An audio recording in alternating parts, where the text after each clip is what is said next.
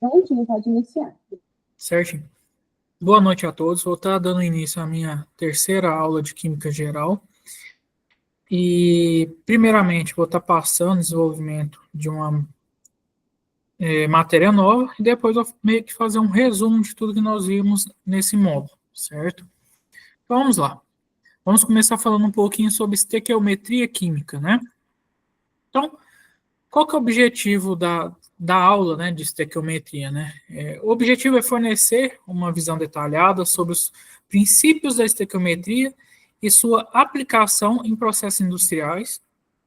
Trabalharemos também aplicações dos conceitos de molaridade, reagente limitante, rendimento teórico e cálculo de massas em diversas reações químicas que ocorrem também no contexto da indústria, né?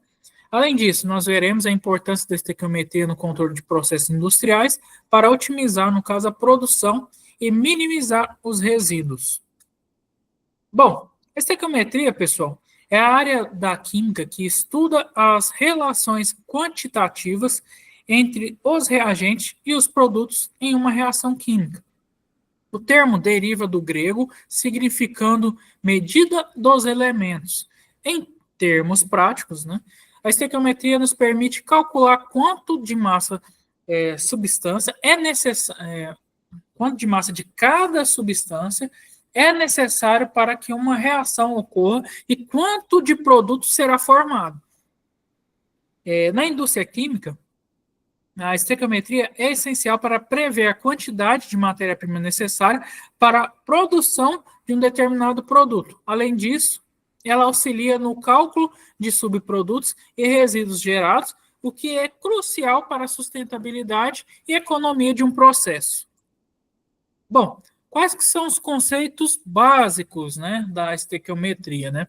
Antes de começarmos a aplicar a estequiometria em reações químicas, nós precisamos entender alguns fundamentos, né? Que são mol, que é o mol, massa molar, e o volume molar. O que seria o mol? Mol é a unidade que nós usamos, né, para medir a quantidade de uma substância. Um mol, por exemplo, contém aproximadamente 6,22 vezes a 1023ª partículas, ou no caso, átomos, moléculas, ou etc., né? E esse número é conhecido, por exemplo, como o número de Avogadro. Massa molar, o que seria isso? A massa molar de uma substância é a massa de um mol de átomos ou moléculas dessa substância expressa em gramas por mol. Por exemplo, a massa molar da água, que é H2O, é 18 gramas por mol. Né? Volume molar. O volume molar que um mol de gás ocupa em condições normais de temperatura e pressão, CNTP, é 22,4 litros. Bom, dando sequência, lei da conservação de massa. A lei da conservação de massa, pessoal, ela foi formulada por Antônio Lavoisier e afirma que a massa não pode ser criada nem destruída em reação química, ou seja, ela pode ser transformada, né? Isso significa que a massa total dos reagentes é sempre igual à massa total dos produtos. Ou seja, pessoal, tudo que está entrando tem que sair. Essa lei é fundamental para o balanceamento de equações químicas e para a realização de cálculos estequiométricos. Por exemplo, ao realizar uma equação de combustão em um processo industrial, o peso total dos reagentes, ou seja, combustível e oxigênio, será igual ao peso total dos produtos, como gás e cinzas, né? Só um minuto.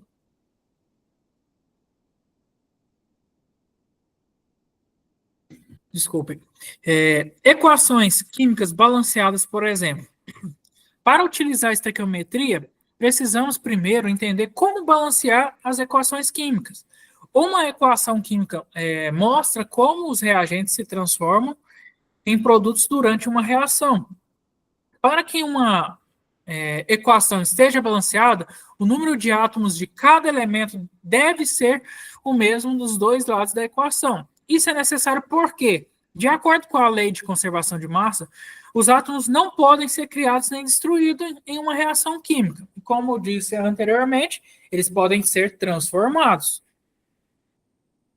Bom, balanceamento das equações químicas.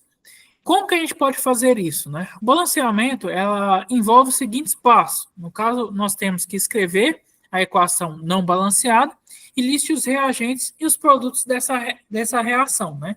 Primeiro passo, a gente contabiliza os átomos de cada elemento e, nesse caso, a gente verificamos quantos átomos de cada elemento estão presentes em ambos os lados, tanto na parte do reagente quanto na parte do produto. Segundo passo, a gente faz o balanceamento, no caso, com os elementos que aparecem em apenas um composto de cada lado, ou seja, a gente tem, podemos dizer, ele está sozinho primeiramente. Em caso não, a gente escolhe por acaso, por exemplo. No caso desse balanceamento, nós usamos o coeficiente, no caso, números inteiros, que é colocado à frente das formas, para igualar o número de átomos, beleza? Ou seja, eu vou mostrar aqui para vocês daqui a pouco, é o número que fica embaixo, a gente iguala na frente. Terceiro, nós verificamos o balanceamento geral. A gente tem que certificar que tudo que está de um lado tem que estar do outro. Ou seja, se a gente tem de um lado 2 átomos de carbono, do outro lado, obrigatoriamente, nós temos que ter 2 átomos de carbono. Tipos de reação química. Aqui, ó, o que eu quero dizer para vocês, pessoal. Cadê o pointer aqui? É que aqui, ó, nós temos de um lado duas moléculas aqui do hidrogênio, ou seja, automaticamente aqui do outro lado tem que ter a mesma coisa, certo?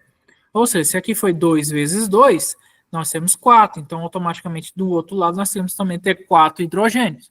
Bom, sobre tipos de reações químicas, quais são as mais importantes? Nós temos a reação de síntese, decomposição, deslocamento simples e dupla troca. O que acontece no tipo de reação de síntese?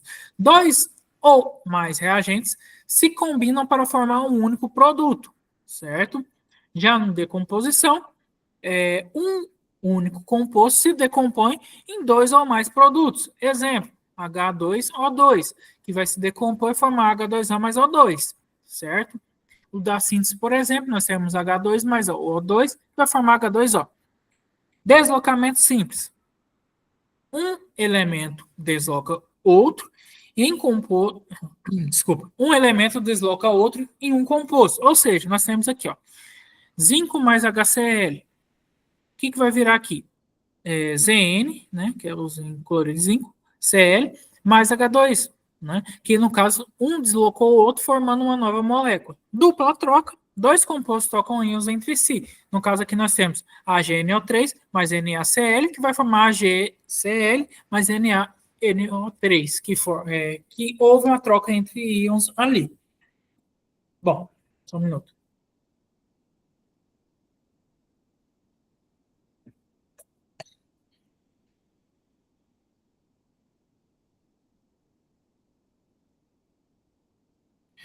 Bom, exemplos de reações industriais.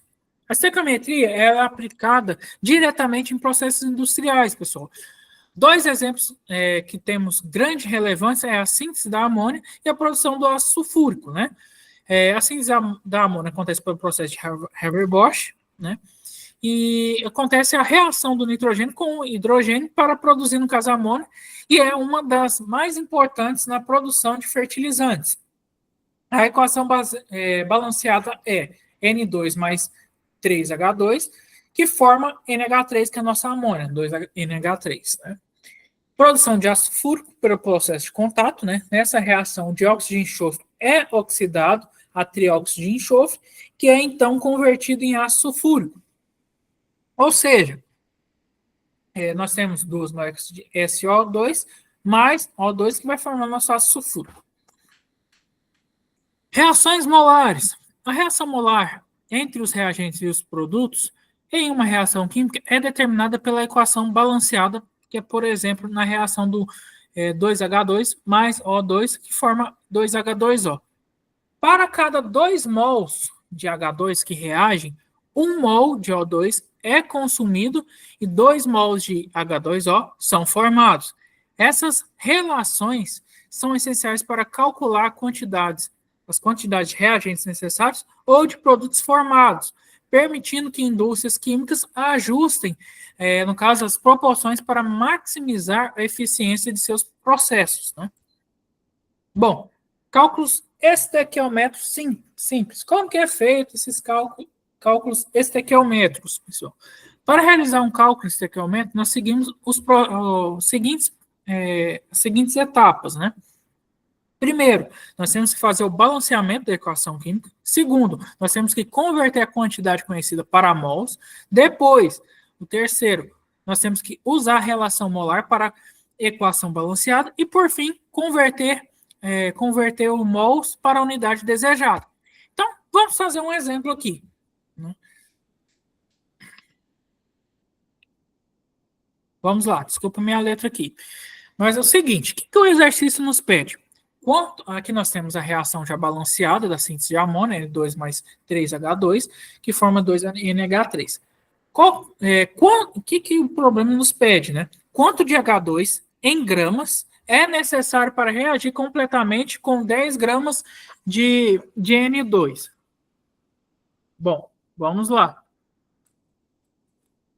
pegar a calculadora. Então, nós sabemos que nós temos 10 gramas de N2, certo? Mas o que nós precisamos aqui? Como eu havia falado aqui nesse slide anterior, nós temos a quantidade de gramas que o exercício nos passou. Mas qual que é a massa molar daquele elemento? Vamos à tabela periódica. Ó.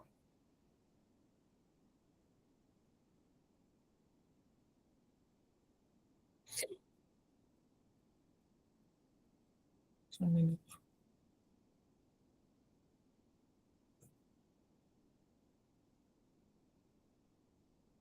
Ó, vamos lá. Massa molar do nitrogênio.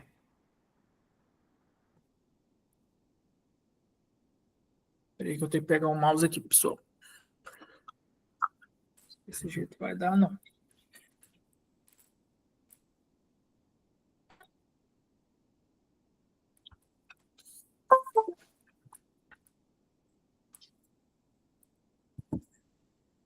Agora vai. Massa molar aqui, 14. Ou seja, o nitrogênio tem 14 gramas por mol. Certo. Hidrogênio, quanto que tem? 1.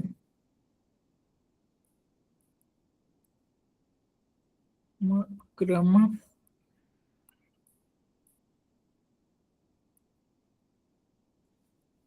por mol. Beleza. Então, qual que é a massa molar do N2 e do H2? É só a gente simplesmente somar 14 mais 14, porque é duas moléculas de nitrogênio, e o H2 seria duas moléculas de hidrogênio. Então, vamos lá. N2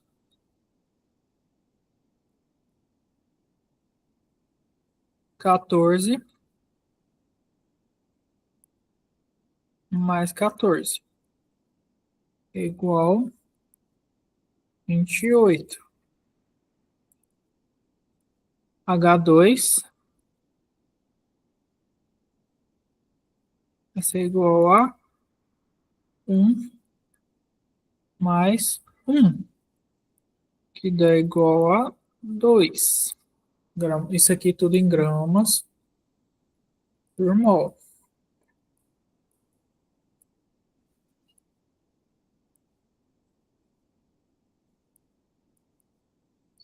Então, nós temos 10 gramas de N2. Então, só que, o que a teoria nos fala? A cada 1 mol de N2,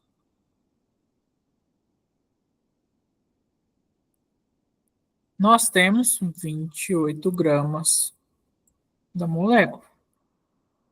Só que o exercício nos falou que nós temos 10 gramas. Quanto que isso equivale em mols?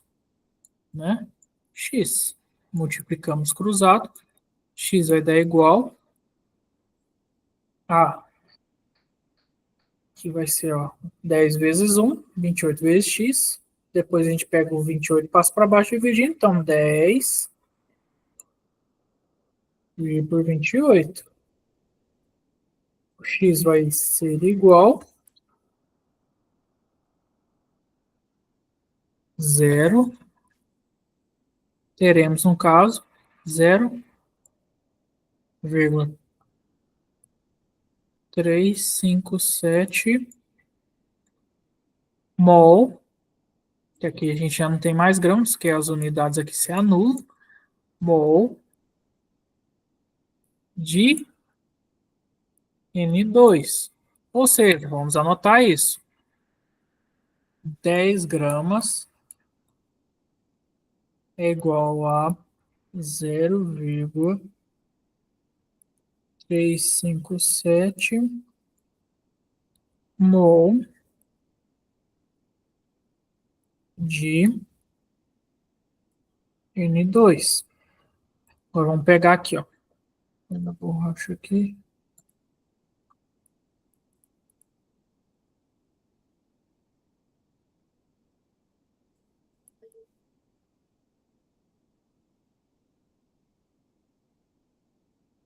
Bom, vamos lá.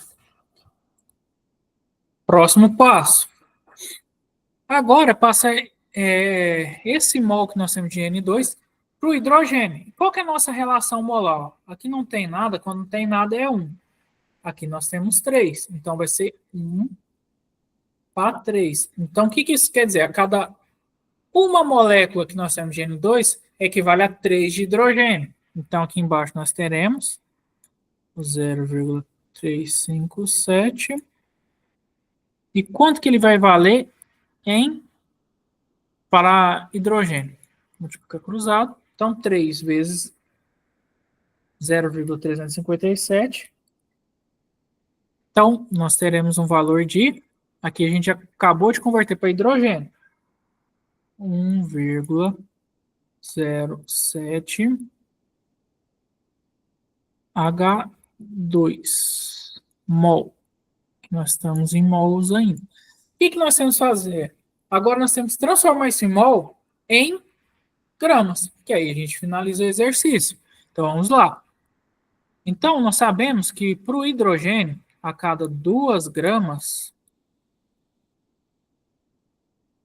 nós temos 1 mol de hidrogênio. Opa, ficou bem ruim.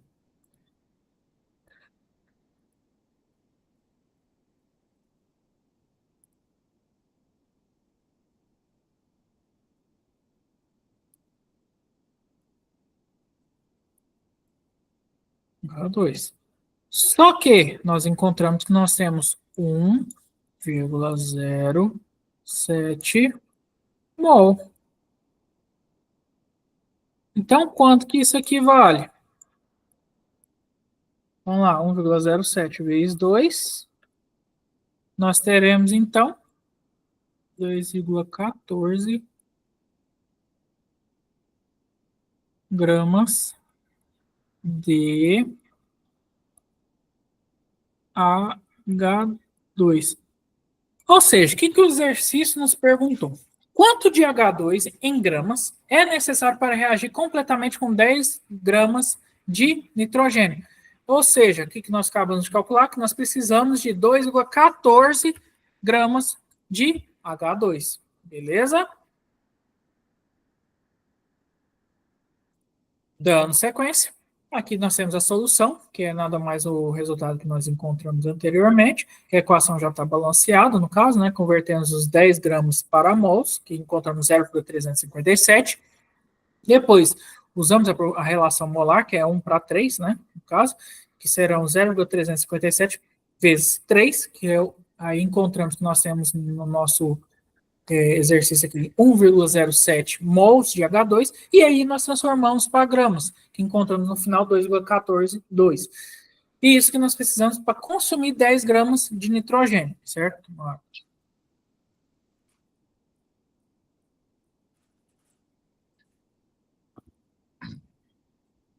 Bom, dando sequência, vamos falar um pouquinho agora sobre rendimento de reação. Pessoal, em muitos processos industriais, o rendimento real, né, de uma reação é inferior, no caso, ao rendimento teórico previsto pela estequiometria. E para nós calcularmos o rendimento de uma reação, usamos as seguintes definições.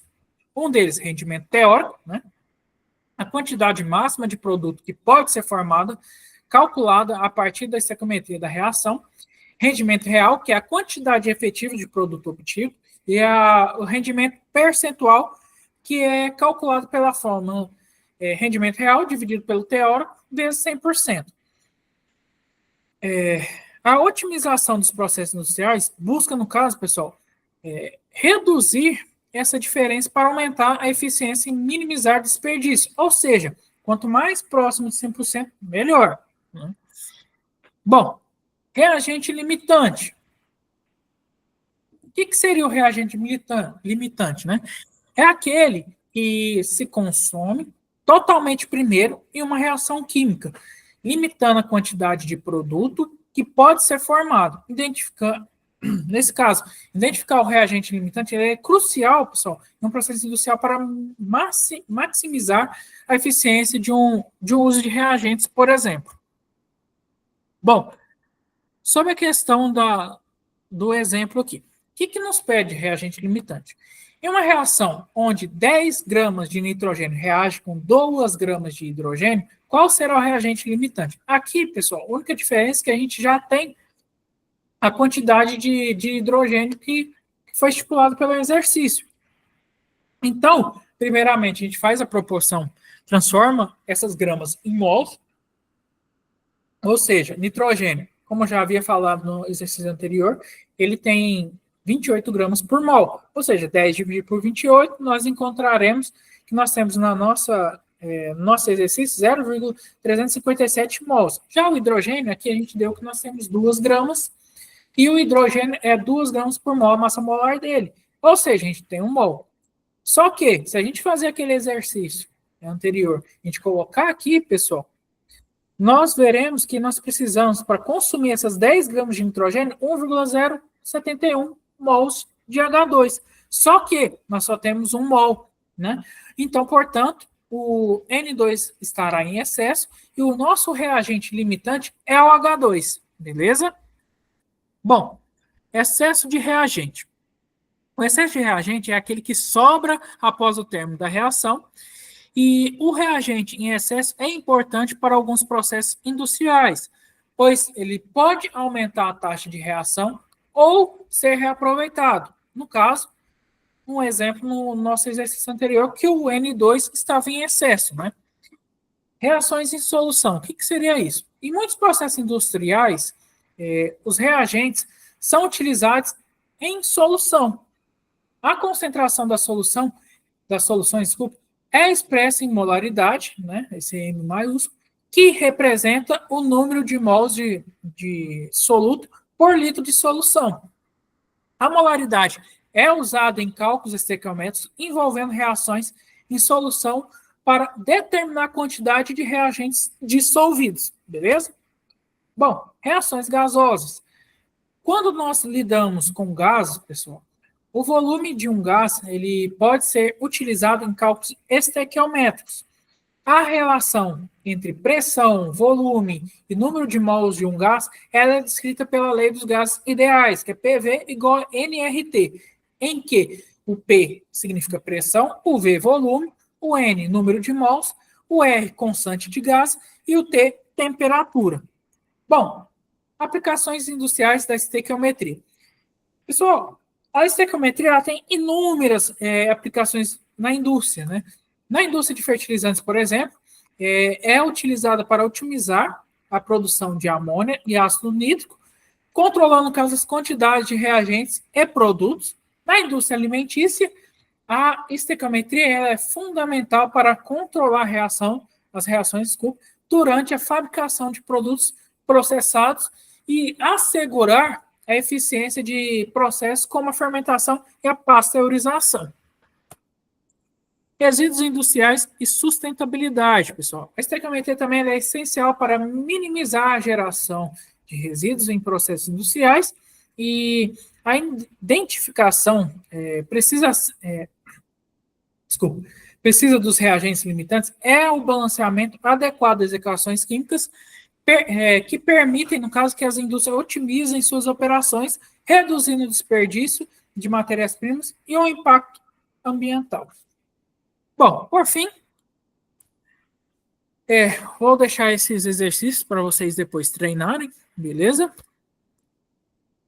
E vamos começar um resumo da nossa disciplina. O que eu quero falar com o resumo da nossa disciplina, né? Professor Wilson, Oi, olhando aqui, o seu slide travou. como é que é? Olhando aqui, o seu slide travou. Travou em qual parte? Travou no segundo slide. Ixi, Você tem qual? o segundo slide? Foi. Aqui? Isso. Misericórdia. Para você não travou, não? Oi? Para você não travou? Não, tava passando aqui. Foi.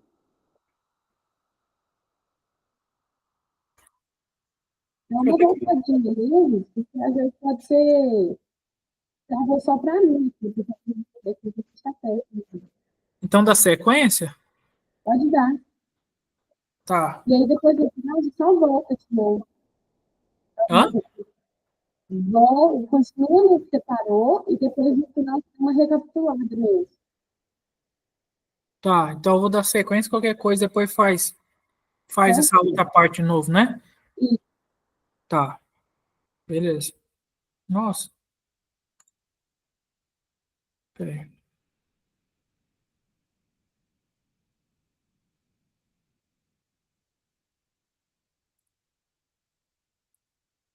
Tá aparecendo resumindo para você aí? sim, agora sim. Tá. Mudou agora? Não. Ixi, peraí. Vou tentar apresentar de outra forma.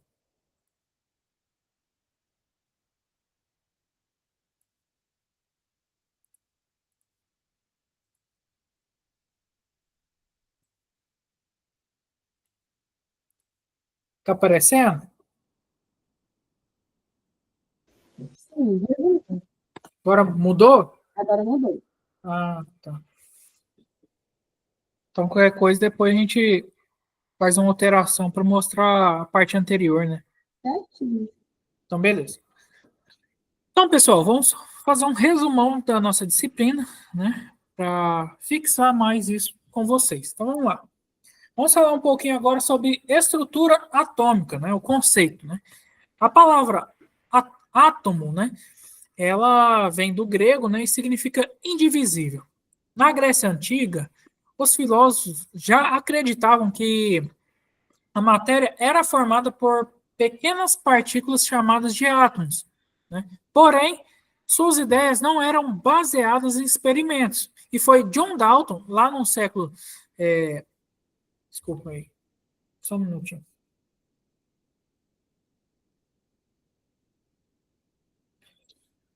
Peraí. E foi John Dalton, lá no século XIX, que propôs a primeira teoria atômica moderna com base científica, né? Bom, teoria do John Dalton. Então vamos falar um pouquinho sobre ele.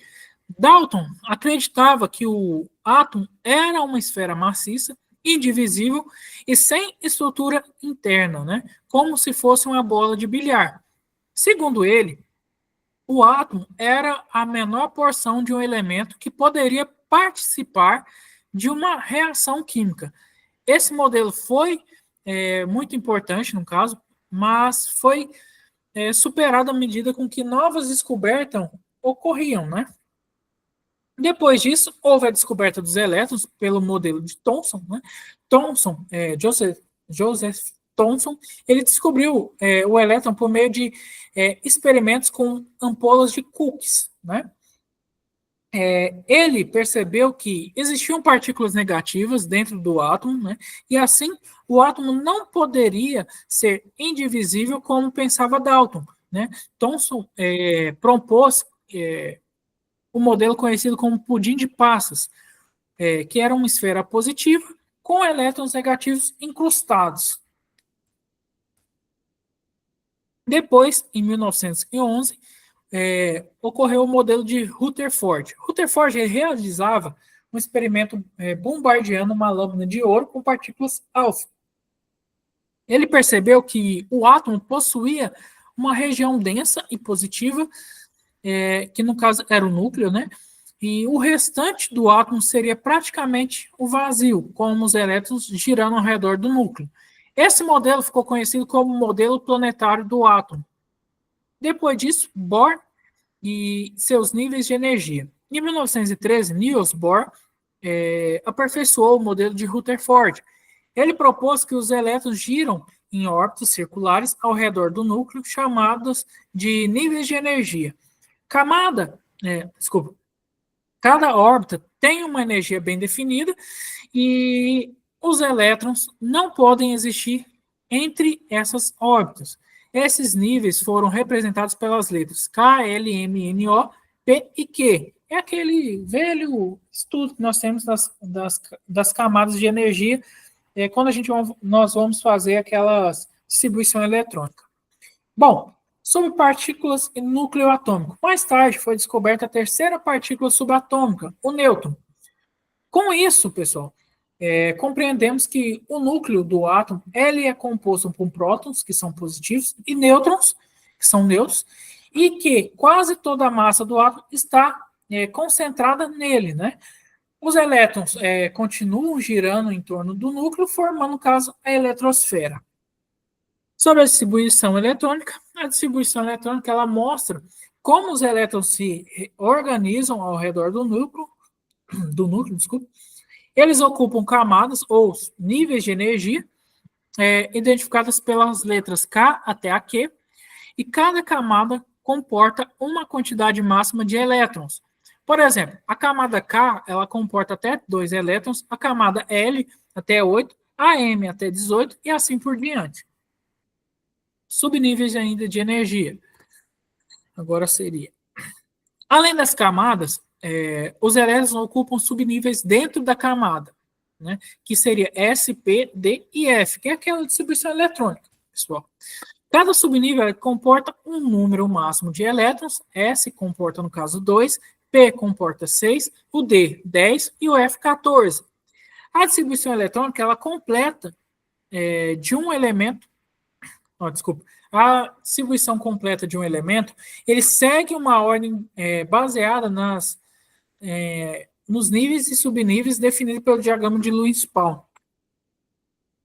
O diagrama de Lewis-Pauli ele indica a ordem energética de preenchimento dos subníveis, né?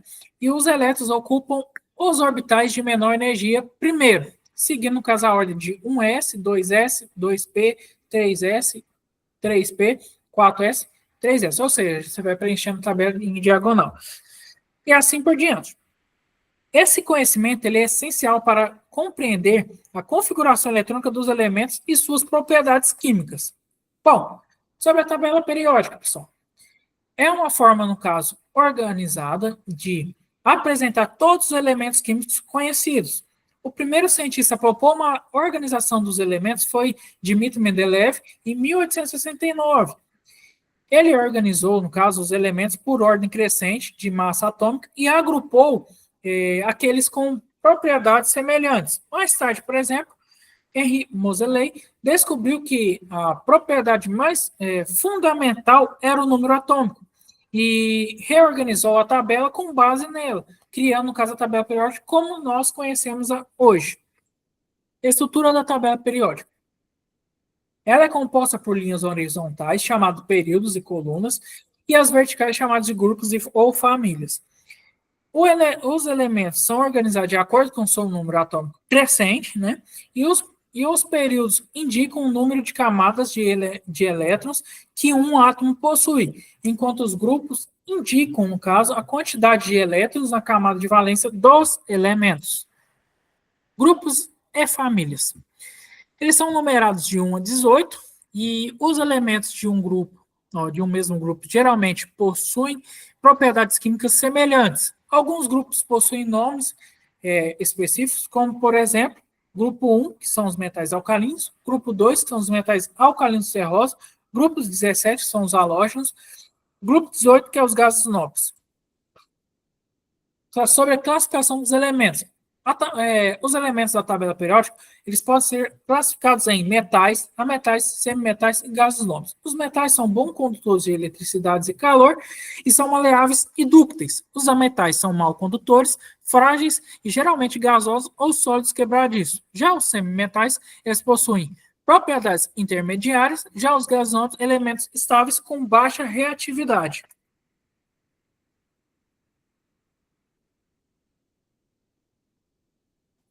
Raio atômico.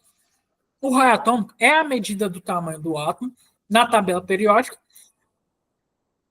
O raio atômico ele aumenta de cima para baixo dentro de um grupo e diminui da esquerda para a direita em um período. Isso acontece devido ao aumento do número de camadas e à força de atração do núcleo sobre os elétrons. Bom, energia de ionização. A energia de ionização é a energia necessária para remover um elétron de um átomo no estado gasoso, e quanto menor o átomo, maior a energia necessária para remover um elétron, pois ele está mais fortemente atraído pelo núcleo, e na tabela, por exemplo, a energia de ionização aumenta da esquerda para a direita em um período de baixo para cima em um grupo. Afinidade eletrônica. Já a afinidade eletrônica, pessoal, é a energia liberada quando um átomo neutro no estado gasoso ganha um elétron. Elementos com alta afinidade eletrônica têm forte tendência a ganhar elétrons. Essa propriedade ela aumenta da esquerda para a direita e de baixo para cima na tabela periódica. Eletronegatividade é a capacidade de um átomo de atrair elétrons em uma ligação química. O elemento mais eletronegativo da tabela é o flúor, e essa propriedade aumenta da esquerda para a direita e de baixo para cima. Os gases nobres, pessoal, não têm eletronegatividade significativa, viu? Eletropositividade é a tendência de um átomo em doar elétrons, e o oposto, no caso, ele é o oposto da eletronegatividade, né? Os elementos mais eletropositivos estão no canto inferior esquerdo da tabela, como os materiais alcalinos. A eletropositividade ela diminui da esquerda para a direita e aumenta de cima para baixo. Vamos falar um pouquinho agora sobre regra do octeto. A regra do octeto afirma que os átomos tendem a adquirir 8 elétrons da camada de valência para alcançar a estabilidade semelhante à dos gases nobres. Eles podem alcançar essa configuração por meio de doação, recepção ou compartilhamento de elétrons. Essa regra fundamenta, no caso, a formação das ligações químicas entre outros átomos. Ligação química. Vamos falar um pouquinho sobre os conceitos. As ligações químicas, elas são interações que ocorrem entre átomos para que eles alcancem estabilidade. A maioria dos átomos, com exceção dos gases nobres, tendem a se unir a outros para completar a camada de valência. As principais formas de alcançar essa estabilidade são doando, recebendo ou compartilhando elétrons. Com isso, surgem 3 tipos de ligações, a iônica, covalente e a metálica. Sobre a iônica, a ligação iônica ocorre entre um metal e um ametal. O metal ele doa elétrons e se transforma em cátion, que é uma carga positiva, enquanto o ametal recebe elétrons, formando um ânion, que é a carga negativa. A atração entre essas cargas opostas geram a ligação, né? Um exemplo clássico é o cloreto de sódio, o NaCl, onde o sódio doa um elétron para um cloro. Característica de compostos iônicos. Os compostos iônicos, eles apresentam as seguintes propriedades. Eles são sólidos em temperatura ambiente, eles formam estruturas cristalinas, possuem alto ponto de fusão e ebulição, conduzem a eletricidade quando dissolvidos em água ou fundidos, e essas características estão relacionadas, no caso, à forte atração entre os íons positivos e negativos. Ligação covalente. A ligação covalente ela ocorre entre os átomos que compartilham pares de elétrons, geralmente entre ametais, e essa ligação ocorre quando ambos os átomos precisam ganhar elétrons. Por exemplo, na molécula de H2O, o oxigênio ele compartilha elétrons com dois hidrogênios. E as ligações podem ser simples, no caso um par, duplas, dois pares, ou triplas, que são três pares compartilhados. No caso, representação de Lewis e fórmulas. A ligação covalente ela pode ser representada pela estrutura de Lewis, né, que mostram os elétrons ao redor dos átomos. Também podemos, no caso, utilizar a fórmula estrutural mostrando as ligações com traços, né, e a fórmula molecular indicando, no caso, apenas os elementos e quantidades. Essas representações elas facilitam a visualização das ligações e dos pares eletrônicos compartilhados. Ligação metálica. A ligação metálica ocorre entre átomos de metais e nela os elétrons da camada de valência se movimentam livremente entre os átomos, formando um mar de elétrons. Isso expressa, no caso, a alta condutividade elétrica e térmica dos metais, além de sua maleabilidade e ductibilidade, né? Ductilidade, desculpa. Metais como cobre, por exemplo, ferro e alumínio, possuem também esse tipo de ligação. Ligações dátivas ou coordenadas. Em alguns casos, um átomo fornece os dois elétrons para uma ligação covalente. Isso é chamado de ligação dátiva ou coordenada, e ela ocorre quando um átomo, com um par de elétrons disponível, compartilha esse par com o outro átomo que está com sua camada incompleta. Um exemplo é o íon de amônio, né, NH4, onde o nitrogênio doa um par para se ligar com o próton, que é o hidrogênio.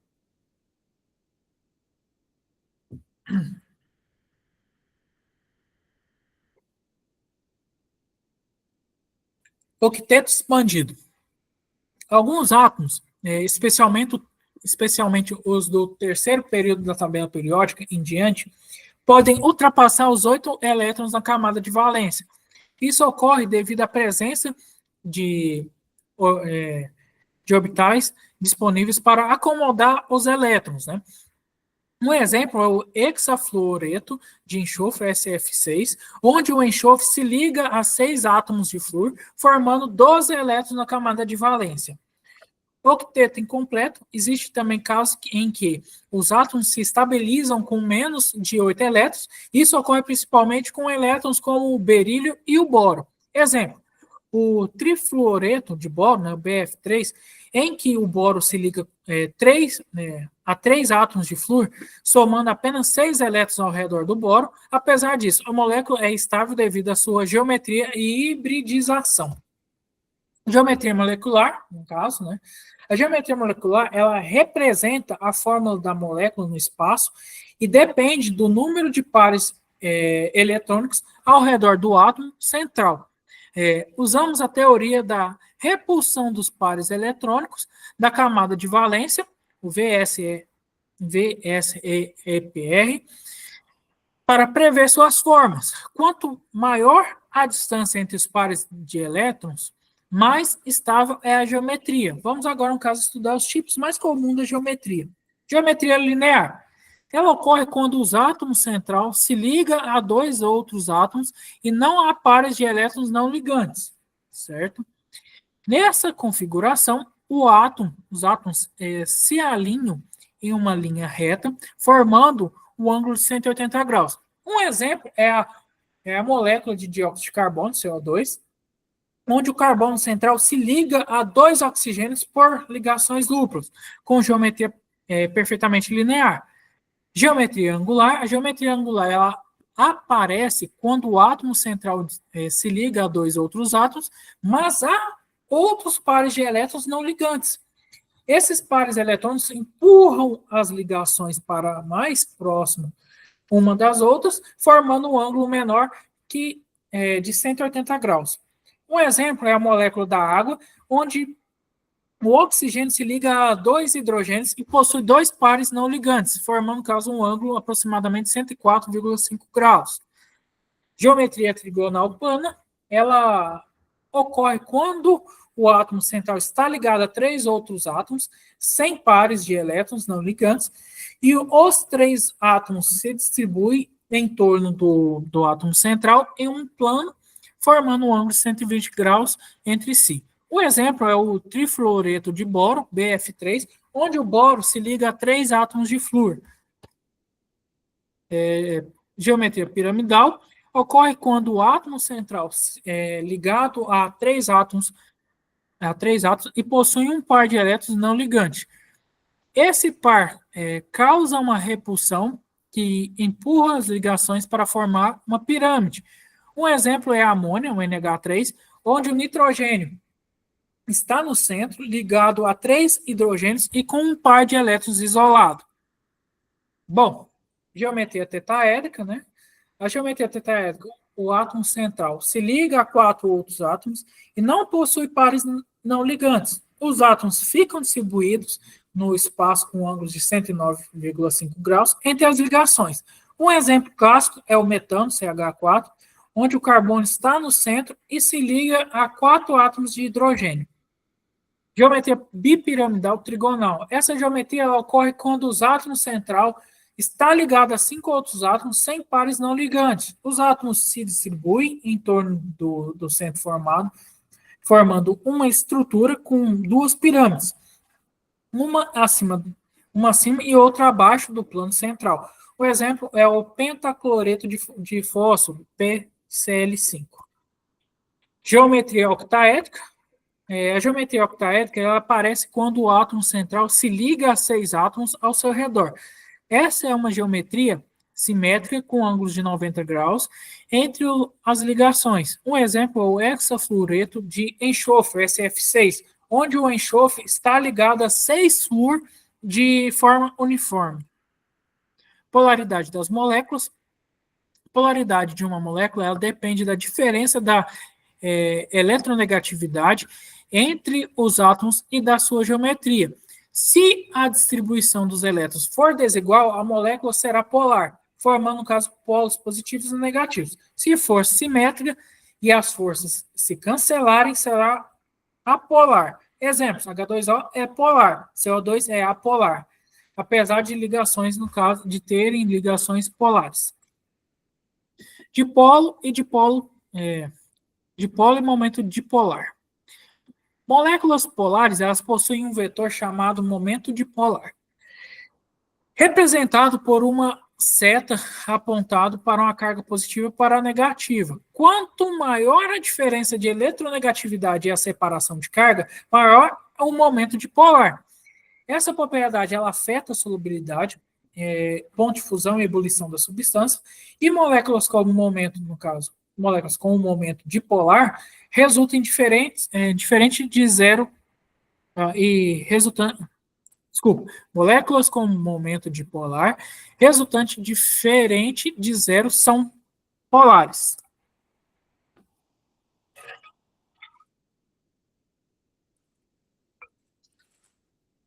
Forças intermoleculares, a introdução. As forças intermoleculares, elas são interações que ocorrem entre as moléculas, influenciando suas propriedades físicas. Elas não são tão fortes quanto as ligações químicas, mas são fundamentais para entender o comportamento das substâncias no estado líquido e sólido. Vamos estudar agora, no caso, os principais tipos de forças intermoleculares, que é o dipolo induzido, dipolo-dipolo, e ligações de hidrogênio. Força dipolo induzido, que é as forças de London, né? Essas forças ocorrem entre moléculas apolares, ela é temporária e fraca, e surgindo quando a flutuação momentânea da distribuição dos elétrons, criando dipolos instantâneos. Apesar de fracas, pessoal, essas forças elas existem em todas as moléculas, sendo as únicas presentes nos gases nobres e hidrocarbonetos. Exemplo, as moléculas de gás oxigênio, O2, e de gás nitrogênio, N2, interagem entre si apenas por esse tipo de força. Dipolo-dipolo ocorre entre moléculas polares permanentes, como possuem polos positivos e negativos, essas regiões se atraem, formando uma interação mais forte do que a força de London. a força, no caso, aumenta conforme a polaridade da molécula, e um exemplo dela é o cloreto de hidrogênio, HCl, em que as moléculas se atraem devido às diferenças de eletronegatividade entre H e Cl. Ligações de hidrogênio ou pontes de hidrogênio são interações de polo, especiais e muito fortes, né, que ocorre quando o hidrogênio está ligado a átomos altamente eletronegativos, como flúor, oxigênio e nitrogênio. O pequeno tamanho do hidrogênio e a alta carga do outro átomo cria uma forte atração. Essa ligação é responsável por propriedades especiais da água, como seu ponto de ebulição elevado, que é H2O, NH3 e o HF. Importância das forças intermoleculares. As forças intermoleculares, elas explicam diversas propriedades da substância, como ponto de fusão e ebulição, solubilidade em água ou em solventes apolares, viscosidade e tensão superficial, e, por exemplo, a água, que no caso tem ponto de ebulição alto, né, para seu tamanho molecular por conta das suas pontes de hidrogênio. Estudo dos grupos da tabela periódica. No caso, vamos começar com os metais alcalinos. Os metais alcalinos, eles pertencem ao grupo 1 da tabela periódica, exceto o hidrogênio. São elementos altamente reativos, especialmente com a água, né? Formando caso hidróxido e liberando hidrogênio gasoso. São macios, têm baixo ponto de fusão e boa condutividade elétrica. Exemplo deles, nós temos o lítio, o sódio e o potássio. O sódio é largamente utilizado na indústria de cloro e de soda cáustica. Metais alcalinos terrosos estão no grupo 2 da tabela periódica, são um pouco menos reativos que os metais alcalinos, mas ainda reagem com facilidade, principalmente com a água quente. Exemplos, nós temos o magnésio e o cálcio. O magnésio é utilizado na fabricação de ligas leves e o cálcio na construção civil e agricultura. O berílio, também desse grupo, é usado em ligas especiais. Grupo do boro, os elementos do grupo 13 são conhecidos como grupo do boro. O boro ele é um semimetal utilizado na fabricação de vidros resistentes ao calor. O alumínio também, do grupo, é um metal mais abundante na crosta terrestre, sendo utilizado em embalagem, construções e linhas de transmissão elétrica. Outros elementos do grupo, como galho, índio e talho, têm uso em eletrônica e semicondutores. O grupo do carbono, esse grupo inclui o carbono, né, o silício, o germânio e, no caso, o estanho e o chumbo, né? O carbono ele é essencial à vida, né, e forma a base química orgânica, né, ajuda também até nas plantas, né? Pode ser encontrado na forma de grafite, diamante ou carvão. O silício ele é muito abundante e fundamental na indústria de semicondutores. O estanho e o chumbo são utilizados em soldas e ligas metálicas, embora também o uso do chumbo, pessoal, esteja sendo reduzido por conta da sua toxicidade. Grupo do nitrogênio. Esse grupo ele contém nitrogênio, fósforo, arsênio, antimônio e bismuto. O nitrogênio compõe 78% do ar atmosférico e é utilizado na produção de fertilizantes e explosivos. O fósforo é essencial para o crescimento das plantas e também é utilizado em fertilizante. O arsênio e antimônio e bismuto possuem aplicações industriais e eletrônicas, mas alguns são tóxicos. Calcogênios. Os calcogênios, eles pertencem ao grupo 16 da tabela periódica, inclui oxigênio, enxofre, selênio, telúrio e polônio. O oxigênio, ele é vital para a respiração celular e essencial para a vida, né? O enxofre é usado na produção de ácido sulfúrico e na vulcanização da borracha. O selênio e telúrio têm aplicação em ligas metálicas e eletrônicos também. O polônio é radioativo e raramente utilizado fora de pesquisas científicas. Os halogênios, né? Os halogênios, eles fazem parte do grupo 17 da tabela periódica, incluem flúor, cloro, bromo e iodo, e também astato. São elementos altamente reativos, especialmente com metais formados formando sais, né? O flúor é usado em cremes dentais e fluoretação da água. O cloro é utilizado em purificação da água e na produção de PVC. O iodo é essencial na glândula tireoide e é usado também como antisséptico. Todos, no caso, são venenosos em excesso e exigem cuidados no manuseio. Gases nobres. Os gases novos, eles estão no grupo 18 da tabela periódica, incluindo, no caso, hélio, neônio, argônio, criptônio, xenônio e radônio. Esses elementos eles são quimicamente estáveis, porque já possuem 8 elétrons da camada de valência, exceto o hélio, que possui apenas 2, e por isso raramente formam compostos, né? São usados em lâmpadas, iluminação de letreiros e anestesia também, como o xenônio, né? Em balões de hélio. Reações químicas, conceitos.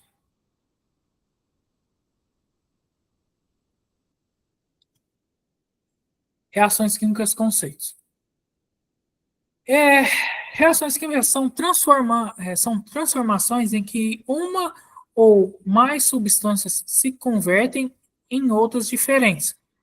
Durante uma reação, o átomo se rearranja, quebrando, no caso, ligações antigas e formando novas. O que não muda é a quantidade total de átomos e eles apenas se reorganizam. As substâncias que indicam as reações são chamadas de reagentes que iniciam, desculpa. E as que se formam são de produtos. Evidências de uma reação química.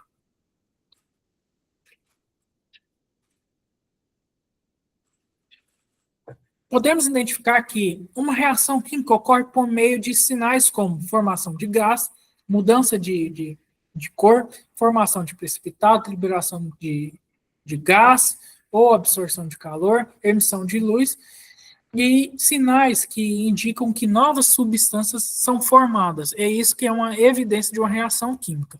Quais são os tipos de reações químicas, né? As principais classificações das reações químicas são síntese, né, que são duas ou mais reagentes que formam um único produto, decomposição, que um reagente forma dois ou mais produtos, deslocamento, um elemento desloca o outro em um composto, dupla troca, dois compostos trocam entre si seus elementos e combustão ocorre com um combustível reagindo com o oxigênio, liberando calor e luz. Exemplo de reações químicas. Nós temos a reação de síntese, decomposição, deslocamento e dupla troca. É o que eu tinha mostrado para vocês mais cedo. Lei de conservação de massa, né? Isso aqui a gente já viu hoje. Balanceamento de equações, né? Estequiometria. Soluções, que é a definição. O que seria a solução? A solução é uma mistura homogênea de duas ou mais substâncias, e a substância presente em maior quantidade é chamada de solvente, e a de menor quantidade é o soluto. Exemplo, em uma solução de sal em água, a água é o solvente e o sal é o soluto. As soluções podem ser sólidas, líquidas ou gasosas, dependendo do estado físico de seus componentes. Classificação das soluções. As soluções podem ser classificadas com base na concentração do soluto. No caso, diluídas, né, pequena quantidade de soluto, concentradas, que é a grande quantidade de soluto, também podem ser insaturadas, ainda podem ser dissolver mais soluto, saturadas, estão no limite de solubilidade, e supersaturadas, que contêm mais soluto do que normalmente possível em estáveis. Unidade de concentração. Existem várias formas de expressar a concentração de uma solução. No caso, nós temos a concentração comum, gramas por litro, massa do soluto por volume de solução, molaridade, mol por litro, que é o número de mols do soluto por litro de solução, porcentagem, que é a massa ou volume do soluto em relação à solução, e essas unidades ajudam a determinar as proporções e preparar soluções corretamente. Solubilidade. A solubilidade é a capacidade de uma substância de se dissolver em outra. Ela depende da temperatura, pressão e da natureza química do soluto e do solvente. Regra geral, semelhante dissolve semelhante. Solutos polares se dissolvem em solventes polares, como sal em água, e solutos apolares se dissolvem em solventes apolares, como óleo e gasolina, em gasolina. Fatores que afetam a solubilidade. Temperatura. Normalmente, a solubilidade de sólidos em líquidos aumenta com a temperatura, já a de gases diminui. Pressão afeta principalmente gases. Maior pressão aumenta a solubilidade de gases em líquidos, como no refrigerante. Agitação é superfície de contato, favorece a dissolução ao aumentar a interação entre soluto e solvente. Dissociação, e ionização. A dissociação é a separação de íons presentes em compostos iônicos quando dissolvidos em água. NaCl, por exemplo, dissolvido vira Na mais Cl. Ionização é a formação de íons a partir de compostos moleculares em água. HCl, por exemplo, forma H mais Cl. Ambos os processos geram soluções eletrolíticas capazes de conduzir corrente elétrica. Condutividade elétrica das soluções. Soluções com íons livres conduzem eletricidade e são chamadas de eletrolíticas. Desculpa. Os eletrólitos, eles podem ser fortes, né, totalmente ionizados, ou fracos, parcialmente ionizados. Exemplo, NaCl, forte, ácido acético, fraco. Já soluções moleculares, como açúcar em água, não conduzem eletricidade. pH e POH. O pH mede a concentração de íons de hidrogênio, né, em uma solução, e a escala varia de 0 a 14, né, e o pH tem que ser, no caso, varia, né, de 0 a 14, no caso, menor que 7 para a solução ácida e maior que 7 para a solução básica e neutra em 7. O pOH mede a concentração de íons, ou H-, né, que é o pH mais pOH, que é igual a 14. pH pode ser medido com papel indicador, pHômetro, ou indicadores químicos. Ácidos e bases, definição de Arrhenius. Ácido, a substância que liberam íons H+, em solução aquosa, e a base é a substância que liberam íons OH- em solução aquosa. Exemplo, HCl é um ácido forte que libera H+. NaOH é uma base porque libera OH-. Essa definição é válida apenas para meio aquoso, viu? Ácidos também são doador de próton e a base recebedor de prótons. Reação de neutralização ocorre quando um átomo reage com a base, formando sal e água. Exemplo clássico é o HCl mais NOH, formando NaCl mais H2O. Essa reação é usada para corrigir o pH de soluções e no tratamento de água. É importante na farmacologia, alimentos e controle ambiental. Definição e classificação de sais. Sais são compostos formados por cátion diferente de H+, e ânion diferente de H- ou H-. Podem ser classificados como neutros, que são formados por ácido forte, e base forte. Ácidos liberam H+, em solução base, e os básicos liberam H- em solução. Duplos têm mais de um cátion ou ânion. Exemplo é o NaCl, sal neutro, e o NaHCO3, sal ácido.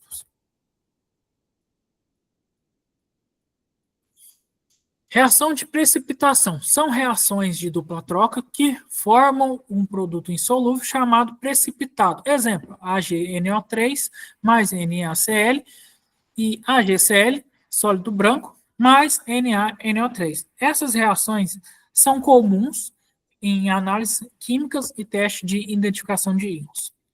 Reação de solução aquosa. As reações em um meio aquoso envolvem geralmente íons livres em soluções, e exemplos é a neutralização, precipitação e a redução, reações de redox. A ionização ou dissociação dos reagentes deve ser considerada ao representar a equação iônica da equação. Eletroquímica. A eletroquímica ela estuda a reação química que envolve a transferência de elétrons. Essas reações podem gerar corrente elétrica, no caso pilhas, ou ser provocadas por elas, que seria a eletrólise.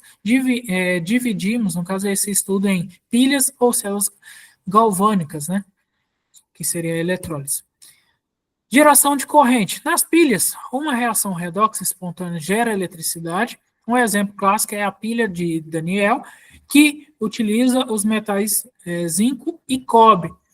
Os elétrons fluem do ânodo, oxidação para o cátodo, que é a redução, criando uma corrente elétrica. Pilhas são usadas em baterias, relógios e equipamentos portáteis. Eletrólise é o processo de provocar uma reação química por meio da passagem de uma corrente elétrica. Usa-se uma fonte de energia externa para forçar uma reação não espontânea. O exemplo disso é a eletrólise da água, né, que separada vira H2 e O2, e é utilizada na obtenção de metais como alumínio e no revestimento metálico. Oxidação e redução. Oxidação é a perda de elétrons e a redução é o ganho de elétrons. Esses processos sempre ocorrem juntos e envolvem mudanças no número de oxidação dos elementos. Número de oxidação é o número de oxidação, é a carga teórica atribuída a um átomo útil para identificar a reação de redox. Bom, pessoal, era isso que eu tinha para apresentar a todos hoje. E qualquer dúvida, pode entrar em contato com o nosso coordenador e vou estar disponível para ajudar vocês. Bom, por hoje é só. Tenham um bom dia, ou boa tarde, ou boa noite a todos.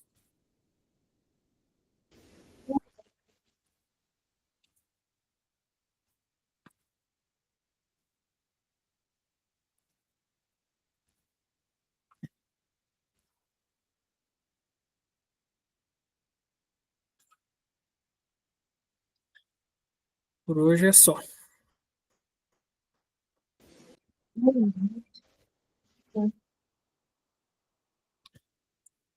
Certinho? Certinho, pode finalizar. Então tá.